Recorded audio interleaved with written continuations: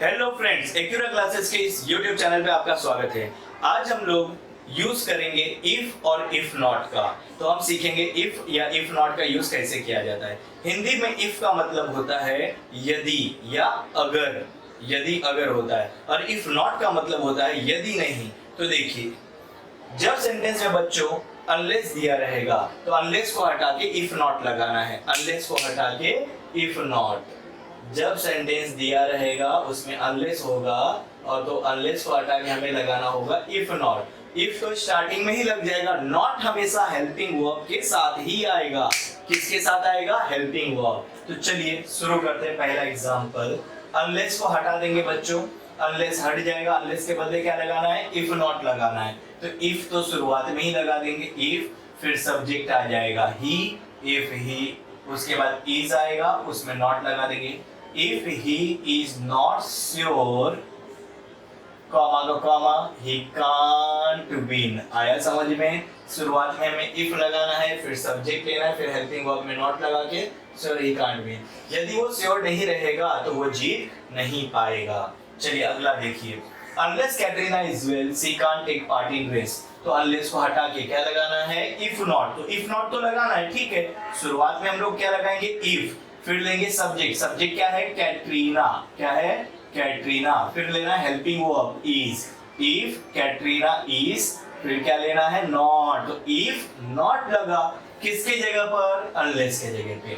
Unless को हटाए, if not लगाए। इफ तो शुरुआत में, नॉट हेल्पिंग वर्ब के साथ। Not well, comma, she can't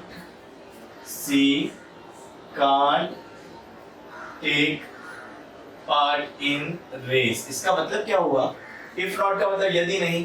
Katrina, यदि नहीं कैटरीना ठीक रहेगी, she can't take part in race, तो वो रेस में पार्ट नहीं ले पाएगी, भाग नहीं ले पाएगी। Unless she comes to my house I won't go to her house. Unless का भी मतलब होता है यदि नहीं। यदि वो मेरे घर नहीं आएगी तो मैं भी उसके घर नहीं जाऊंगी। ऐसा रहता है ना लोगों का प्रवृत्ति कि अगर वो मेरे घर नहीं आएगा तो मैं भी उसके घर नहीं जाऊंगा, यदि वो मेरे घर नहीं आएगी तो मैं भी उसके घर नहीं जाऊंगी। तो चलिए, हमें मीनिंग अभी नहीं देखना, हमें चेंज कैसे करते हैं वो देखना है। तो अनलेस को हटाना है, इफ नॉट लगाना है। तो शुरुआत में आएगा इफ, फिर आएगा सब्जेक्ट सी, फिर आएगा हेल्पिंग वर्ब। हेल्पिंग वर्ब, अरे हेल्पिंग वर्ब तो है ही नहीं। हेल्पिंग वर्ब नहीं है तो मैंने पहले बताया था, वर्ब में जाके देखेंगे तो वर्ब क्या है? कम्स। कौन से फॉर्म में है? फर्स्ट फॉर्म में है। लेकिन इसमें क्या लगा हुआ है? एस या ई एस। एस या ई एस रहेगा तो क्या होता है बच्चों? डज होता है, प्रेजेंट सिंपल। तो डज को हम लोग यहाँ से निकाल लेते हैं। इफ सी डज, फिर लगाएंगे नॉट। तो बन गया ना, इफ आ गया, सी आ गया, फिर हेल्पिंग ऑफ डज आ गया, फिर not. If she does not, और एस यहाँ से हटा दिए, एस या ई एस, तो क्या बच गया? कम। क्या बच गया? कम। डज को हटा दिया ना इसमें से। तो if she does not come to my house, to my house, comma, I won't go to her house. यदि वो मेरे घर नहीं आएगी तो मैं भी उसके घर नहीं जाऊंगी। चलिए, unless he works hard, he won't pass. Same इसी ढंग से होगा। तो unless हट के क्या आ जाएगा? if not. if आ गया पहले, फिर क्या आएगा बच्चे? सब्जेक्ट आएगा he. इफ ही, फिर क्या आएगा? Helping verb. हेल्पिंग वर्ब तो नहीं है, क्या दिख रहा है? वर्ब के फर्स्ट फॉर्म में एस लगा हुआ है। तो वर्ब का फर्स्ट फॉर्म में एस है तो क्या लेंगे? डज। फिर क्या लगाएंगे? नॉट। इफ और नॉट आया तो इफ ही डज नॉट, और एस हट गया तो क्या बन गया? Work. If he does not work hard, यदि वह कड़ी मेहनत नहीं करेगा, कॉमा, ही वॉन्ट पास। ही वॉन्ट पास, तो वो पास नहीं हो पाएगा। अगला देखिए। Unless you climb the mountain, you can't enjoy the natural beauty. यदि तुम माउंटेन, पर्वत पर नहीं चढ़ पाओगे तो नेचुरल ब्यूटी का आनंद आप नहीं उठा पाओगे, मतलब प्राकृतिक सौंदर्य का आप आनंद नहीं उठा पाओगे। तो चलिए, अनलेस को हटा देंगे बच्चों, क्या लग जाएगा? इफ लग जाएगा, फिर सब्जेक्ट यू आ जाएगा, फिर हेल्पिंग वर्ब। हेल्पिंग वर्ब यहाँ नहीं दिया है, क्या दिया? वर्ब दिया। मतलब क्या क्या दिया यहाँ पे? क्लाइंब, मतलब चढ़ना। तो क्लाइंब कौन से फॉर्म में दिया है? फर्स्ट फॉर्म में दिया। फर्स्ट फॉर्म के लिए डू या तो डज आता है, या तो एस या एस नहीं लगा तो डज तो आएगा नहीं, तो क्या आएगा? डू आएगा। If you do not, if you do not climb the mountain, if you do not climb the mountain, comma, you can't enjoy the natural beauty. आया समझ में आपको? चलिए यह सेंटेंस भी ऐसे ही करना है। अनलेस को हटा देंगे, क्या आ जाएगा? If not. तो पहले इफ आएगा, फिर सब्जेक्ट आई आएगा, फिर हेल्पिंग वर्ब। हेल्पिंग वर्ब देखो कुछ नहीं दिख रहा है, क्या दिख रहा है वर्ब में? फाइव कौन सा फॉर्म है? First form. फर्स्ट फॉर्म के लिए क्या रहता है? या तो डू या तो डज। तो यहाँ के लिए क्या आएगा? डू आएगा, क्योंकि एस तो दिया नहीं है। एस नहीं दिया तो क्या लेंगे? डू लेंगे।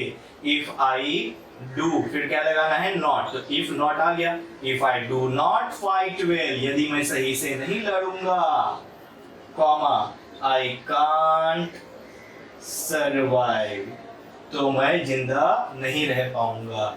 लिख लीजिए, फिर और कुछ सेंटेंस देख लेते हैं। तो चलिए 7वां सेंटेंस देखते हैं। Don't take part in lies, police will catch you. Don't take part in lies आपको ऑर्डर दे रहा है। ऑर्डर वाले सेंटेंस में हमेशा याद रखना बच्चों, यू सब्जेक्ट जो होता है यू छुपा हुआ रहता है। झूठ में भाग मत लो, police will catch you, police तुम्हें पकड़ लेगी। तो इसको दो तरीके से चेंज किया जा सकता है। इफ का भी इसमें यूज कर सकते हो, इफ नॉट का भी यूज कर सकते हो। मीनिंग चेंज नहीं होना चाहिए, ये बात हमेशा याद रखना। मैं आपको इफ से भी करके दिखाता हूं और इफ नॉट का भी यूज करके बताता हूं। पहले मैं इफ नॉट करता हूं, फिर इफ करता हूं। चलिए देखिए, क्योंकि नॉट दिया तो नॉट यूज करता हूं।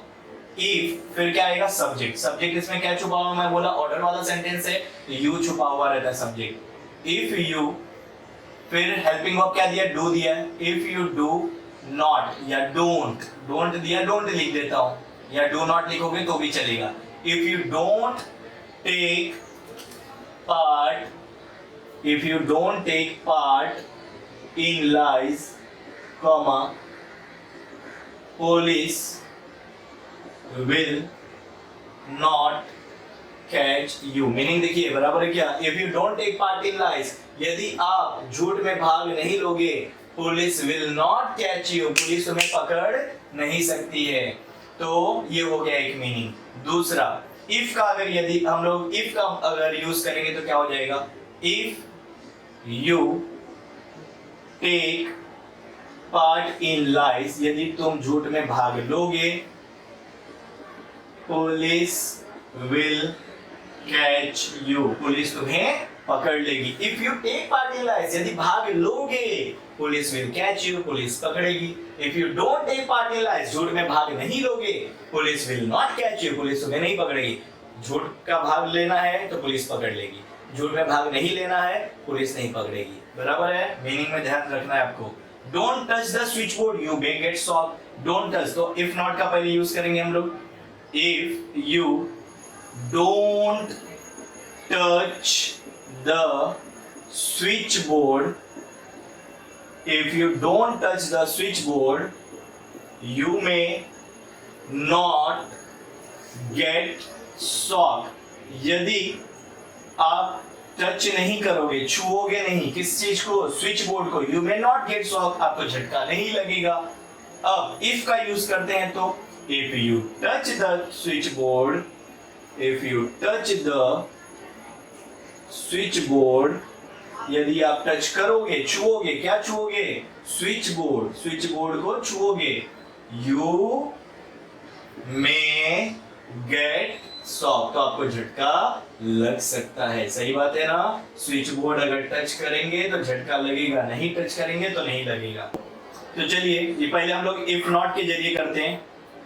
If you don't climb the mountain, comma, you may not get hurt। यदि आप पर्वत नहीं चढ़ोगे तो आपको चोट नहीं लगेगी। अब इफ का यूज करना है। If you climb the mountain, if you climb the mountain, you may get hurt, तो आपको चोट लग सकता है। ये वीडियो देखने के लिए धन्यवाद।